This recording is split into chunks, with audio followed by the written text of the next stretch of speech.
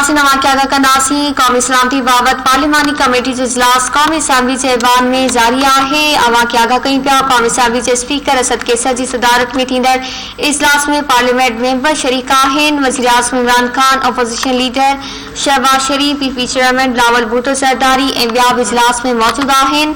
Army chief general Qamar Javed Bajwa ऐं ISI chief फैज़ हमीद बि इजलास में शरीक आहिनि। आगाह कई पिया वाक़िया कौमी सलामती बाबत पार्लिमानी कमेटी जो इजलास कौमी असम्बली जे ऐवान में जारी है। कौमी असम्बली जे स्पीकर असद कैसर की सदारत में थींदड़ इजलास में पार्लिमानी मेंबर शरीक आहिनि। वज़ीर आज़म इमरान खान, अपोजिशन लीडर शहबाज शरीफ, पीपी चेयरमैन बिलावल भुट्टो ज़रदारी ऐं ॿिया बि इजलास में मौजूद आहिनि।